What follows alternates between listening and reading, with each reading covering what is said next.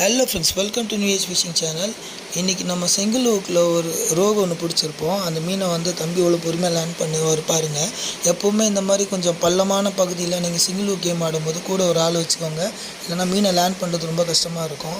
அது பாருங்கள், என்ன ஃபைட் பண்ணோம், கையிலேருந்து மிஸ் ஆகி கூட போகும். ஆனால் ஊக்கு நல்லா ஸ்ட்ராங்காக மாட்டியிருந்தனால அந்த மீன் அன்னுக்கு ஆகலை. லக்கிலி உங்களுக்கு மேபி நீங்கள் லேண்டிங் நெட் எதாவது வச்சுருந்தீங்கன்னா கூட உங்களுக்கு ஈஸியாக இருக்கும். நெக்ஸ்ட் வீடியோவில் பார்க்கலாம் ஃப்ரெண்ட்ஸ்.